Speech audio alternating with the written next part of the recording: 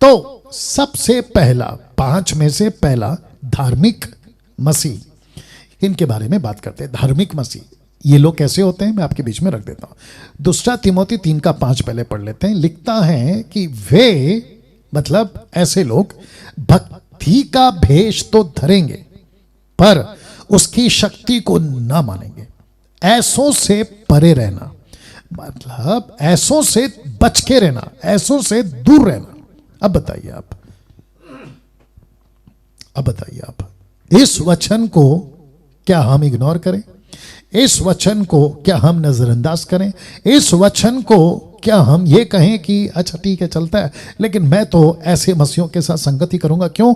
क्योंकि परमेश्वर कहता है प्यार करो, प्यार करो, प्यार करो। देखिए, एक वचन आपको मैं और बता देता हूं, मैं चाहता हूं कि आप उसको घर में पढ़ लीजिएगा। पहला, माफ करें, यूहन्ना की किताब, जिसको कहते हैं ना सुसमाचार की किताब यूहन्ना, उसका पहला अध्याय वचन 16-17 आई थिंक उसके आसपास ही होगा। वहां लिखा है कि मूसा ने तो व्यवस्था लाया, आई थिंक 15-16-17, मूसा ने तो व्यवस्था लाया, लेकिन यीशु ने अनुग्रह और सच्चाई। वाह वापस बोलो, यीशु ने तो अनुग्रह और सच्चाई। ऐसा नहीं लिखा है कि सिर्फ अनुग्रह। अगर अनुग्रह लिखा होता तो मैं समझता हूं कि सब कुछ करो, जैसे रोमियो का 6वां अध्याय वचन 1 में लिखा है। क्या हम पाप करते रहें कि अनुग्रह बहुत है? बिल्कुल नहीं। वो कहता है कि अगर प्रेम है तो उसमें सच्चाई होनी चाहिए, ईमानदारी है तो उसमें सच्चाई होनी चाहिए, प्रॉस्पेरिटी है तो उसमें सच्चाई होनी चाहिए, ब्लेसिंग्स है तो उसमें सच्चाई होनी चाहिए। अनुग्रह की बातें डैनियल राज करेगा, लेकिन सच्चाई से। वाह आई बात समझ में? तो पौलुस कहता है वे भक्ति का भेष तो धरेंगे। इसका मतलब देखिए, भक्ति का भेष या भेष जो भी है, भक्ति का भेष तो धरेंगे। इसको कहते हैं ऐसे दिखेंगे। इसलिए मैंने शुरू में बोला कि हर कोई जो खुद को सेवक कहता है, पास्टर कहता है, अपोस्तल कहता है, प्रॉफिट कहता है, रेवरेंड कहता है, बाइबल टीचर कहता है, कुछ भी कहता है, आप एक झटके में अरे आ जाओ, नहीं, आपको परखना है। एक और बात आ रही है, प्रकाशित वाक्य 3:20 याद होगा आपको, जहां पे लिखा है, यीशु कहता है कि देख मैं द्वार पर खड़ा हूं। फिर आगे क्या कहता है कि जो कोई मेरा शब्द सुनेगा। आपने नहीं सुना शायद, तो मैं रिपीट कर देता हूं। यीशु कहता है कि देख मैं द्वार पर खड़ा हूं, मतलब I am standing at the door, knocking at your door, आपके दरवाजे पे खड़ा हूं। फिर आगे कहता है कि जो कोई मेरा शब्द सुनेगा। इसका मतलब यह हुआ कि दरवाजे पे बहुत लोग खड़े होंगे, लेकिन आपको शब्द पहचानना है। वाह गॉट द पॉइंट। और फिर कहता है कि जो कोई मेरा शब्द सुनेगा और मेरे लिए दरवाजा खोलेगा, मैं भीतर आऊंगा और उसके साथ भोजन करूंगा। और मैं आपको बता दूं कि यीशु ने क्यों कहा कि मैं उसके साथ भोजन करूंगा। इसका मतलब ये नहीं है कि उनके साथ में वो बिरयानी या फिर है ना पराठा रोटी, ना। He is talking about the word of God. Yeshu कहता है जगत की रोटी मैं हूं, जो मुझे खाएगा, मतलब वचन को खाएगा।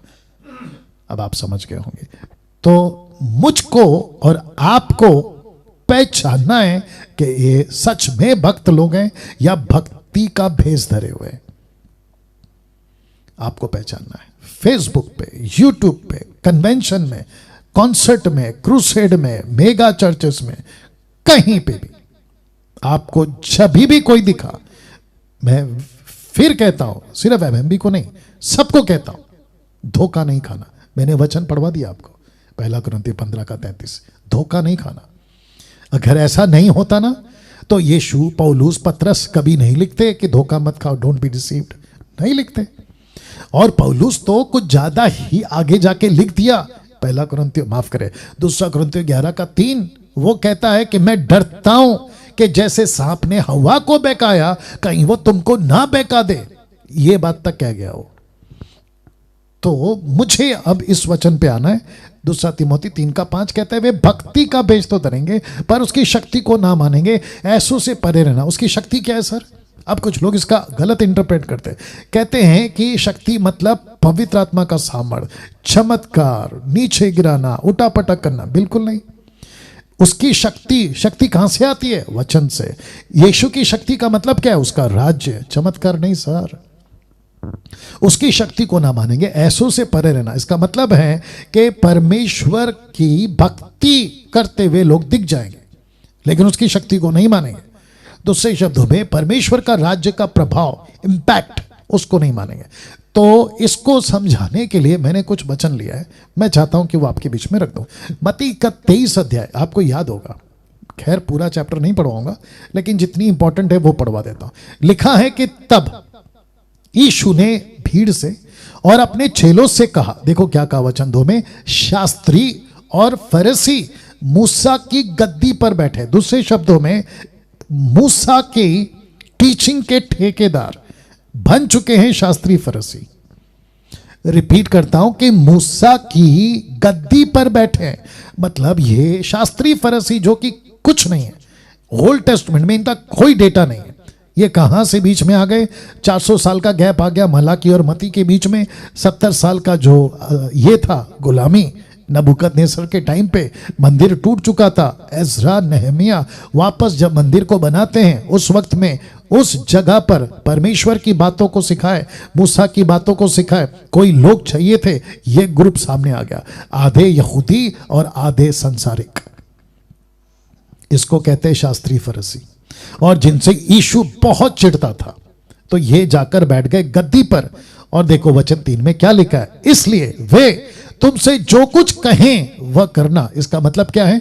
वो जो कुछ कहें, कहां से कहेंगे? मूसा की किताब से। उस वक्त की बात हो रही, आज की नहीं। जो कुछ तुमसे कहे करना और मानना भी, परंतु उनके से काम मत करना। इसका मतलब क्या है?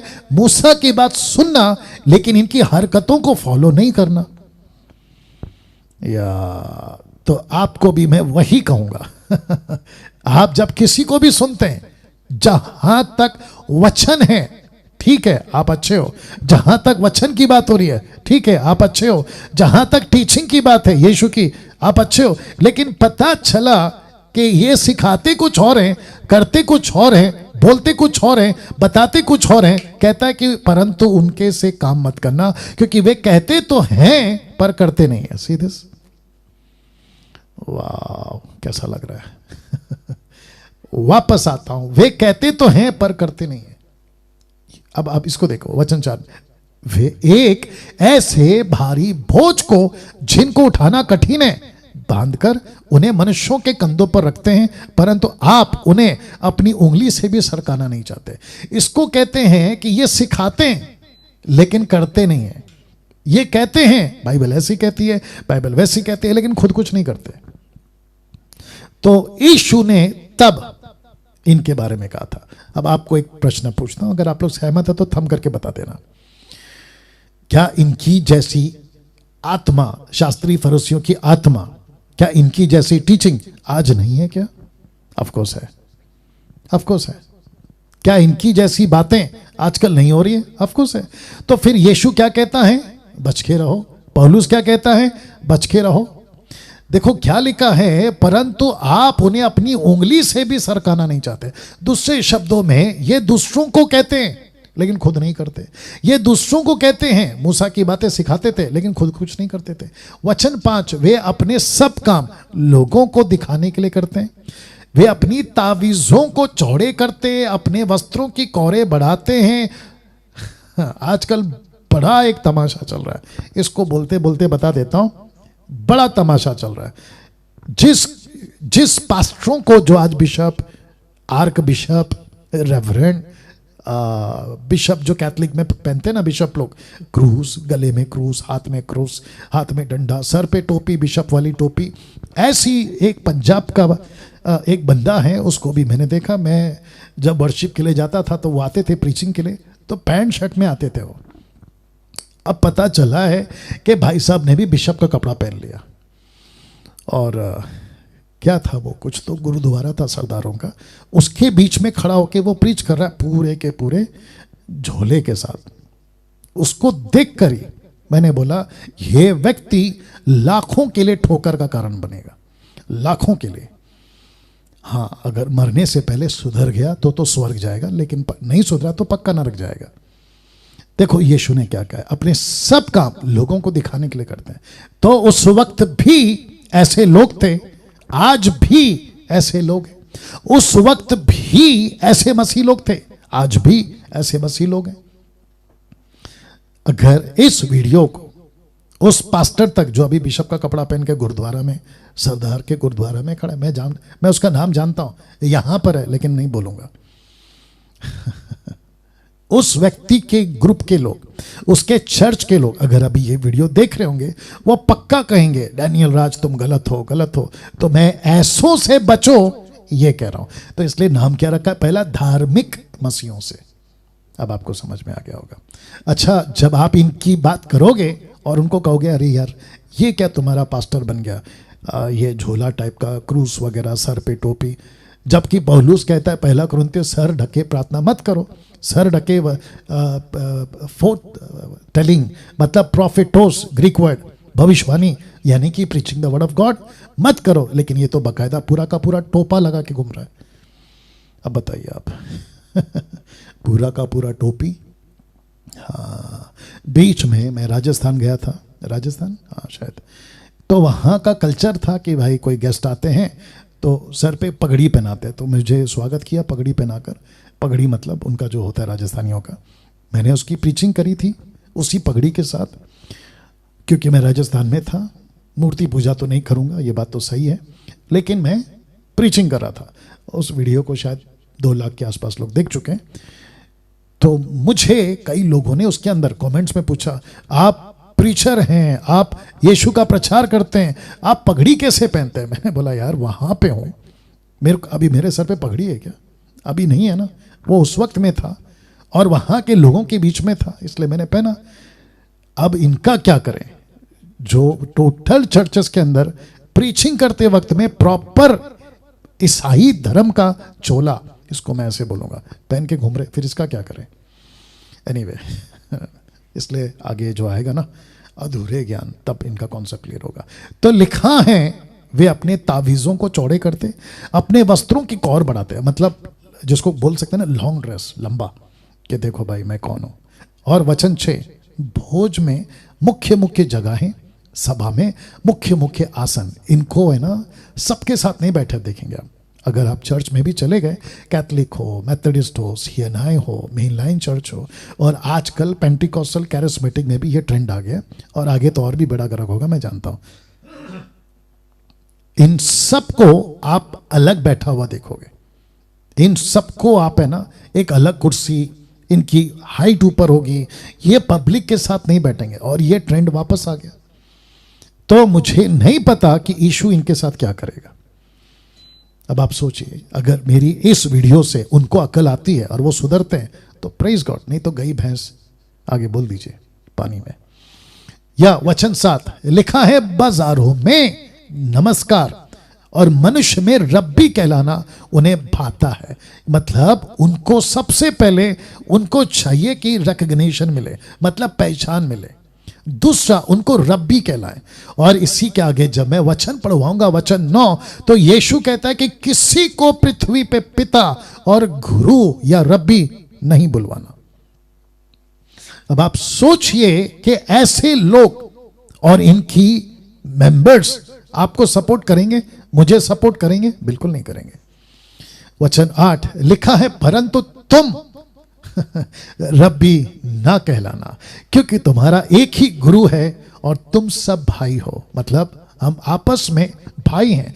पौलुस जब भी लेटर लिखता था ना, तो वो यही लिखता था, ब्रेदरन्स, इंग्लिश में पढ़ोगे ना, brethrens, I greet you in the name of Jesus. Brethren, brethren, brethren, brethren का मतलब होता है भाई और बहन, या हिंदी वाले हमेशा भाई भाई लिखेंगे, लेकिन ब्रेदरन्स का मतलब होता है ब्रदर्स एंड सिस्टर्स। जी, यीशु कहता है तुम सब आपस में भाई हो। तो मैं कहना चाहता हूं कि ये जो टाइटल लगाकर घूमते हैं, ओके, और एक दे देता हूं, ध्यान से सुनिएगा, एमएमबी के लोगों आप भी सुनिएगा। कुछ लोग कहते हैं कि पास्टर डैनियल, यीशु ने इफिसियों 4:11 में 5 प्रकार की मिनिस्ट्री दी है। एक है अपोस्तल, दूसरा है प्रॉफिट, तीसरा है एवेंजलिस्ट, चौथा है पास्टर, पांचवा है teacher. Apostle, prophet, evangelist, pastor and teacher. प्रेरित, भविष्यवक्ता, सुसमाचारक, रखवाले और शिक्षक। फिर ये क्या है? बहुत ध्यान से सुनना, ये पोस्ट नहीं है, ये टाइटल नहीं है, ये काम है। इसको परमेश्वर ने कहा कि तुमको पास्टर का काम करना है, अपोस्तल का काम करना है। टाइटल लगा के घूमने को नहीं बोला। बाप रे टाइटल लगाकर घूमने को नहीं बोला सर। गौतम साहब सही बात है, या टाइटल लगाकर घूमने को नहीं बोला है। तो मुझे नहीं पता कि लोगों को क्या अच्छा लगता है। अभी बीच में एक आदमी है, नाम नहीं लूंगा, वो कहता है कि मुझे पास्टर क्यों नहीं बुलाते। अजीब है। अगर मुझे मेरे चर्च में, मुंबई के चर्च में, अगर आप जो मेरे लीडर्स हैं मुंबई के, उनको पूछोगे, अजय दास सर अगर देख रहा होगा ये वीडियो या जूम पे जुड़ा होगा, तो वो मुझे डी भाई बुलाता है। डी भाई मतलब, डी का मतलब आता है डैनियल, ओके, डी भाई, डैनियल भाई। मॉरिशस में जब मैं जाता था तो वहाँ पे लोगों ने पूछा कि आपको क्या बुलाए, तो राजेश नुनकू, आप अगर देख रहे होंगे, वो मुझे अभी भी डी भाई बुलाता है। डी भाई, नागपुर के कुछ लोग हैं वर्शिप के टाइम पे, वो भी मुझे अभी तक डी भाई बुलाते हैं। तो मैंने कभी नहीं बोला पलट कर कि यार तुम लोग मुझे डी भाई क्यों बुलाते हो, पास्टर डैनियल क्यों नहीं बुलाते हो। तो मुझे कोई फर्क नहीं पड़ता है पास्टर बनने में, नहीं बुलाते तो कोई फर्क नहीं पड़ता है। आप लोग यीशु को कैसे बुलाते, कोई बता सकता है? ये तो मैं डैनियल हूँ, आप लोग यीशु को कैसे बुलाते, कोई बता सकता है? अभी मीनल गाना गा रही थी और संडे संडे गाती है, आपको पता है वो कैसे गाना गाती है? तू मान है, तू सर्वशक्तिमान है, तू भला है।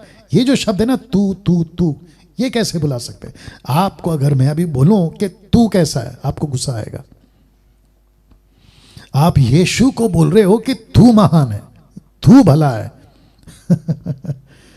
और फिर प्रार्थना के टाइम पे क्या कहते हैं?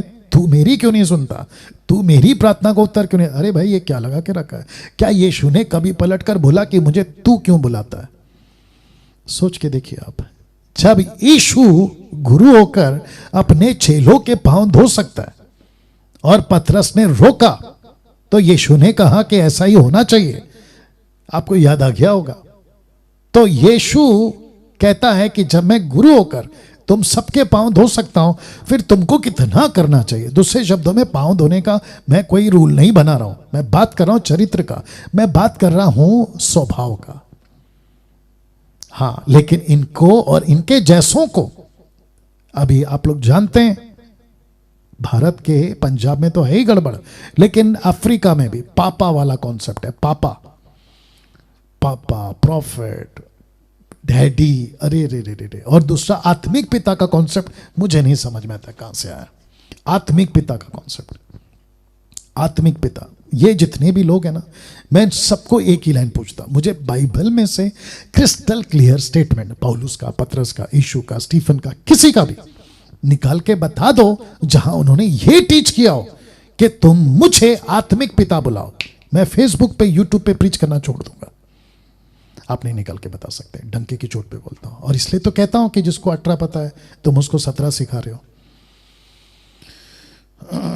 या कुछ लोग कहते हैं कि ये घमंड की बात है, तो ठीक है ना भाई। यिर्मयाह 9:23 कहता है कि पैसे वाला घमंड ना करे, अक्ल वाला घमंड ना करे, ताकत वाला घमंड ना करे।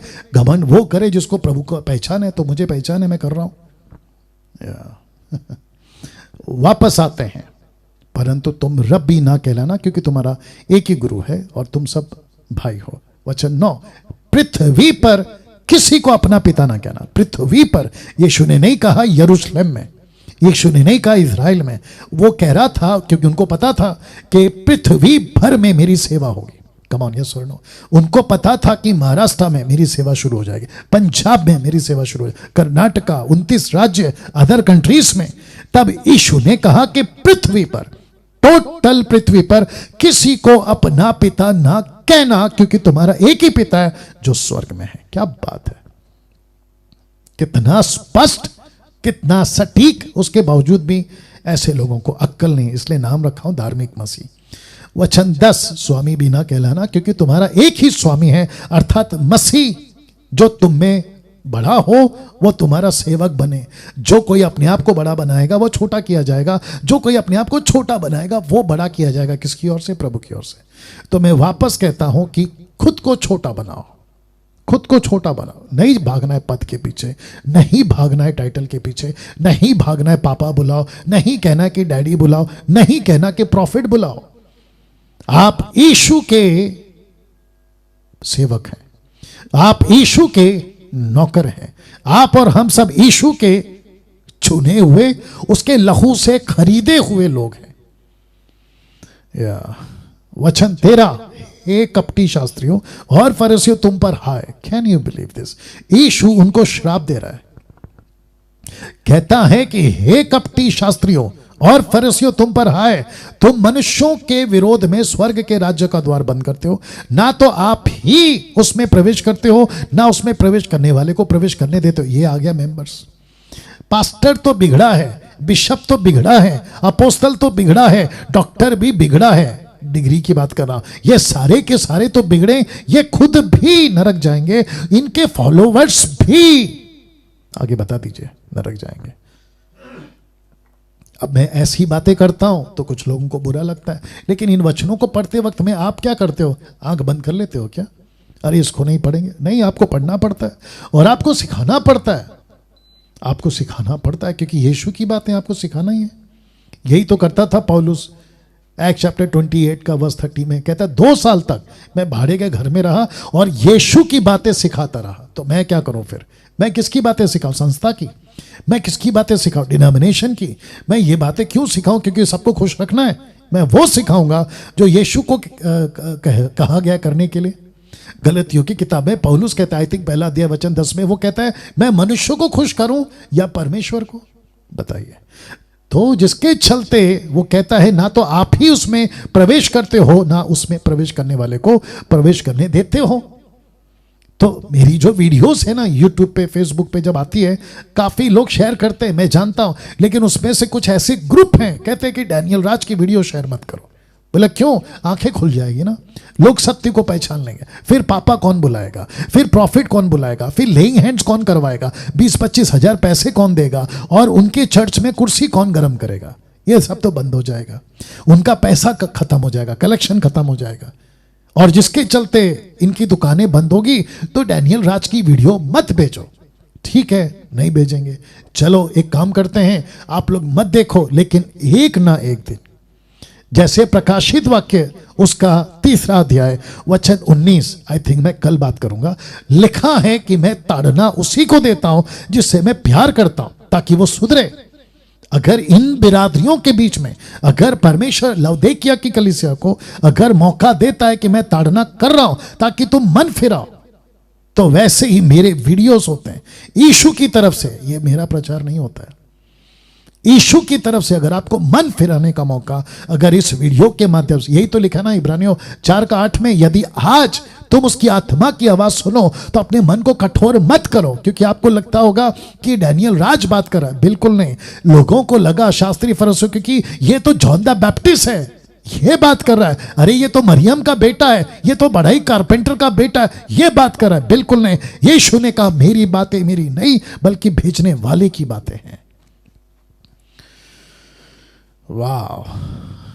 सी वचन 14 कहता है, हे कपटी शास्त्रियों फरीसियों तुम पर हाय, तुम विधवाओं के घरों को खा जाते हो, अपने दिखाने के लिए बड़ी देर तक प्रार्थना करते रहते हो, इसलिए तुम्हें अधिक दंड मिलेगा। Can you believe this? शास्त्री फरीसियों को दंड मिलेगा, ऐसे लोगों को दंड मिलेगा जो उनको फॉलो करते हैं। Can you believe this? वचन 15, हे कपटी शास्त्रियों फरीसियों तुम पर हाय, अभी तक 3 बार हाय हो गया, यानी कि वो श्राप श्राप श्राप। तुम एक जन को अपने मत में लाने के लिए सारे झल थल में फिरते हो। मतलब तुम अपने किसी को कौम में लाने के लिए, अपने फेलोशिप में लाने के लिए तुम जमीन आसमान एक कर देते हो, और जब वह मत में आ जाता है, अब जरा ध्यान दीजिएगा, तो उसे अपने से दूना नरकीय बना देते हो। अपने से दूना नरकीय बना देते हो। वो फिर अच्छा ही था ना जो दारू पी के नरक जा रहा था, तुमने उसको अंदर लाकर यह आशा थी कि यार तू स्वर्ग जाएगा, लेकिन पता चल रहा है तेरी वजह से वो वापस नरक में जा रहा है। तो फिर अच्छा खासा दारू नशा सिगरेट गुटखा जो भी है खा पी के वो नरक जाए, तड़प तड़प के नरक क्यों जाए? अब बताइए। राइट बंधु कामले जी। या वचन 16 लिखा है कि हे अंधे अगुआ तुम पर आए, ये चौथी बार आ गया, जो कहते हो कि यदि कोई मंदिर की शपथ खाए तो कुछ नहीं, परंतु यदि कोई मंदिर के सोने की सौगंध खाए तो उससे बन जाएगा। वचन 17 हे मूर्खों, क्या बात है, यीशु ने मूर्खों बोला। देखिए कुछ लोग कहते हैं कि डैनियल राज मूर्ख बुलाता है, तो फिर यीशु मुझे कहते हैं कि जो मूर्ख बुलाता है नरक जाएगा। तो मैं आपको पूछना चाहता हूँ, यीशु ने मूर्खों को बोला, मूर्खों बोला, तो क्या यीशु भी नरक जाएगा? अब इसके ऊपर वीडियो बना के बताओ। इसके ऊपर वीडियो बना के बताओ। तुम लोग कहते हो ना कि डैनियल राज मूर्ख बोलता है, मत्ती की किताब के हिसाब से जो मूर्ख बोलेगा वो नरक में जाएगा। ए मेरे भाई, बात को समझा करो। एनीवे, दूध पीते बच्चों को कहाँ वचन का ज्ञान रहता है। एनीवे, कोई बात नहीं। लिखा है हे मूर्खों और अंधों, कौन बड़ा है, सोना या मंदिर जिससे सोना पवित्र होता है? वचन 18 कहता है फिर कहते हो कि यदि कोई वेदी की शपथ खाए तो कुछ नहीं, परंतु जो भेंट उस पर है यदि कोई उसकी शपथ खाए तो बन जाएगा। वचन 19 हे अंधे, हे अंधो, कौन बड़ा है, भेंट या वेदी जिससे भेंट पवित्र होता है? इसलिए जो वेदी की शपथ खाता है उसकी ओर से और जो कुछ उस पर है उसकी भी शपथ खाता है। वचन 21 जो मंदिर की शपथ खाता है वह उसकी और उसमें रहने वालों की भी शपथ खाता है। जो स्वर्ग की शपथ खाता है वह परमेश्वर के सिंहासन और उस पर बैठने वाले की भी शपथ खाता है। वाह। वचन 23 हे कपटी शास्त्रियों और फरीसियों, तुम पर हाय, पांचवी बार, तुम पुदीने, सौंफ, जीरे का दशमांश तो देते हो, क्योंकि वे यहूदी थे ना, तो उनको देना था। आज आपको और मुझे देने की जरूरत नहीं, क्योंकि कुछ लोग इसी मत्ती 23 का अलग कॉन्टेक्स्ट के बाहर कहते हैं कि देखो दशमांश का जिक्र है तो तुम भी दो। पब्लिक उल्लू बनती है, पब्लिक उल्लू बनती है, और उल्लू बन जाती है क्योंकि उल्लू बनाया जाता है। अकल नहीं है ना, बाइबल नहीं पढ़ते। लिखा है परंतु तुमने व्यवस्था की गंभीर बातों अर्थात न्याय, दया, विश्वास को छोड़ दिया है। चाहिए था कि उन्हें भी करते रहते और उन्हें भी ना छोड़ते। अब देखो, आई थिंक मुझे कल या परसों कॉल आया था, आई थिंक पंजाब से आया था। वो भाई अगर अभी देख भी रहे होंगे तो कह रहे थे कि उन्होंने जिस चर्च में वो जाते थे वहाँ दशमांश का सिस्टम था, ताइत का सिस्टम था। कहा कि अगर आप ताइत नहीं देते हो तो गलत है, तो ताइत देना चाहिए। तो उसने क्या किया, ताइत नहीं दिया, उसने किसी गरीब की मदद कर दी। तो उसके पास्टर को पता चला, वो कहता है तेरे पे श्राप आएगा। वाह, इसको कहते हैं लेवल ऑफ फुलिशनेस, मतलब मूर्खता की सारी सीमा पार कर दी है। तो जितने यूट्यूब के लोग हैं, आपको बिल्कुल खुली आवाज में स्पष्ट बोल रहा हूं, आपको किसी पास्टर को, किसी सेवक को, किसी मिनिस्ट्री को यहूदी के कॉन्सेप्ट में दशमांश देने की जरूरत नहीं है। बल्कि 10 क्यों दे रहे हो? और ऐसी संस्था में, जो ऐसी संस्थाओं को दो जहां सही काम हो रहा है, और वहां 10 क्यों, 20 दीजिए, 30 दीजिए, टोटल 100 दीजिए, आपकी ताकत है तो। लेकिन अगर कोई उल्लू बना रहा है कि परमेश्वर का पैसा परमेश्वर के मंदिर में लाओ, तो मैं पूछना चाहूंगा परमेश्वर का मंदिर का कौन सा बाइबल में कहां पर है? मुझे प्लीज बता दे। कोई नहीं बता पाएगा, वो बात अलग है। दूसरा, अगर आपको लगता है कि कोई गरीब है, सड़क पे कोई बच्चा चल रहा है, उसको पैर में चप्पल नहीं है, कड़क धूप है, उसको उस पैसे से चप्पल खरीद के दे दो। यही तो लिखा है ना, गंभीर बातों को तुमने ध्यान नहीं दिया, अर्थात न्याय, दया, विश्वास को छोड़ दिया, विश्वास को छोड़ दिया। तो दया दिखाओ। तो वापस कहता हूं, और मसीह मंथन क्या कर रहा है? यही तो काम कर रहा है। या एनीवे, उसके ऊपर फिर कभी बात करेंगे। 24 लिखा है कि अंधे अगुओ, तुम मच्छर को तो छान डालते हो परंतु ऊंट को निगल जाते हो। Can you believe this? Total ऊंट को निगल जाते हो, मच्छर को छान जाते हो। हे कपटी शास्त्री फरीसी, तुम पर है, 6वीं बार, तुम कटोरे और थाली को ऊपर ऊपर से मांजते हो परंतु वह भीतर अंधेरे असंयम से भरे हुए हैं। अंधेरे और असंयम से मतलब तुम टोटल सड़ी हुई लाश हो, कब्र। देखो क्या लिखा है वचन 26 में, हे अंधे फरीसियों, पहले कटोरे थाली को भीतर से मांज के वे बाहर से स्वच्छ हो, हे कपटी शास्त्री फरसियों तुम पर हाय, 6वीं बार, तुम चूना फेरी हुई कब्रों के समान हो। मैंने कहा था ना, ये ऊपर ऊपर से साफ है लेकिन अंदर पूरी गंदगी है। जो ऊपर से तो सुंदर दिखाई देती, परंतु भीतर मुर्दों की हड्डियों और सब प्रकार की मलिनता से भरी हुई, मतलब गंदगी से भरी हुई है। वचन 18, इसी रीति से तुम भी ऊपर से मनुष्यों को धर्मी दिखाई देते हो। ऊपर से तुम मनुष्यों को धर्मी दिखाई देते हो, परंतु भीतर कपट अधर्म से भरे हुए हो। हाँ, अब बताइए सर। वचन 26, लिखा है, हे कपटी शास्त्रियों और फरीसियों तुम पर हाय, तुम भविष्यवक्ताओं की कब्रें संवारते और धर्मियों की कब्रें बनाते हो। ओके, अब इसी के 23वें अध्याय में मैं जंप कर रहा हूं 33 में। देखो क्या लिखा है। लिखा है, हे सांपों और हे करेतों के बच्चों, तुम नरक के दंड से कैसे बचोगे। किसको कह रहा है? शास्त्री फरीसियों को। किसको कह रहा है? जो अपने वस्त्र लंबे करते हैं। किसको कह रहा है? जिनको अलग बैठने की जगह चाहिए। किसको कह रहा है? जो खुद को गुरु, आत्मिक पापा, पिता, रब्बी, जिनको परमेश्वर के राज्य में खुद नहीं जाएंगे लेकिन दूसरों को भी जाने नहीं देंगे, ऐसों को कहता है कि हे सांपों और करेते के बच्चों, तुम नरक के दंड से कैसे बचोगे। अब मुझे बताइए, इनको फॉलो करने वाले मसीहों को, जिसको मैंने पहला नाम दिया है अधर्मी मसीहों, इनकी ग्रुप है साहब। ये अपने लीडर को, अपने पास्टर को मर जाएंगे ऐसा सपोर्ट करेंगे। कहते हैं हमारे पापा को कुछ नहीं कहना, हमारे गुरु को कुछ नहीं कहना, हमारे पास्टर को कुछ नहीं कहना, नहीं तो हम ये करेंगे वो करेंगे। अरे बाप रे, ऐसी बिरादरी है। मरकुस का 7:13 देखो क्या कहता है। इस प्रकार तुम अपनी रीतियों से जिन्हें तुमने ठहराया है परमेश्वर का वचन टाल देते हो और ऐसे ऐसे बहुत से काम करते हो। वचन 7:14 कहता है, उसने लोगों को अपने पास बुलाकर उनसे कहा, तुम सब मेरी सुनो और समझो। इसका मतलब क्या है? इनकी मत सुनो, इनको मत समझो। यीशु कहता है मुझे सुनो और मुझे समझो। क्या बात है दोस्तों।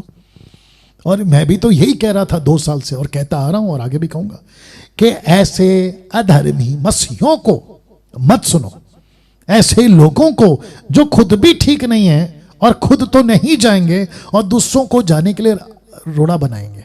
मत सुनो ऐसों को। यीशु ने यही तो कहा है, लोगों को अपने पास बुलाकर कहा इनको मत सुनो और ना ही समझो। कोई जरूरत नहीं इनको समझने की। ना दोस्तों,